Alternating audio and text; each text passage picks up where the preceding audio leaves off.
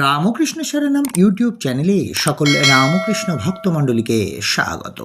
আজকের পাঠের বিষয় স্বামীজির সাথে শিষ্যের ভূত প্রেত সম্বন্ধে কথোপকথন। নমঃ শ্রীযতিরাজায় বিবেকানন্দ সুরৈ স্বচ্ছিত সুখস্বরূপায় স্বামী নেতা ভারিণী। আলোচনা প্রসঙ্গে শিষ্য এইবার প্রেতাত্মাদের কথা পাড়িল। বলিল, মহাশয়, এই যে ভূত প্রেতাদি জনের কথা শোনা যায়, শাস্ত্রেও যার ভুয়ো ভুয়ো সমর্থন দৃষ্ট হয়, সে সকল কি সত্য সত্য আছে?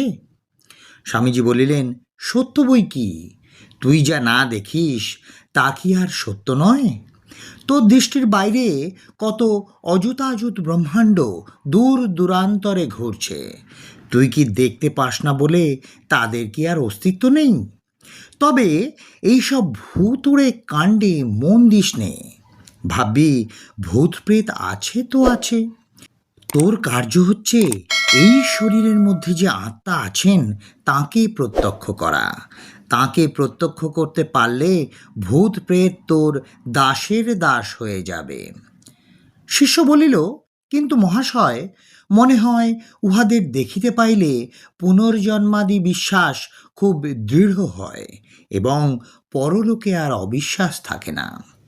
স্বামীজি বলিলেন, তোরা তো মহাবীর, তোরা আবার ভূত প্রেত দেখে পরলোকে কি দৃঢ় বিশ্বাস করবি? এত শাস্ত্র বিজ্ঞান পড়লি, এই বিরাট বিশ্বের কত গূঢ়তত্ত্ব জানলি, এতেও কি আত্মজ্ঞান লাভ ভূত প্রেত দেখে করতে হবে? ছি ছি। শিষ্য বলিল, আচ্ছা মহাশয়, আপনি স্বয়ং ভূত প্রেত কখনো দেখিয়াছেন কি? স্বামীজি বলিলেন, তাহার সংসার সম্পর্কীয় কোনো ব্যক্তি প্রেত হইয়া তাহাকে মধ্যে মধ্যে দেখা দিত, কখনো কখনো দূর দূরের সংবাদ সকলও আনিয়া দিত, কিন্তু পরীক্ষা করিয়া দেখিয়াছিলেন তাহার কথা সকল সময়ে সত্য হইত না।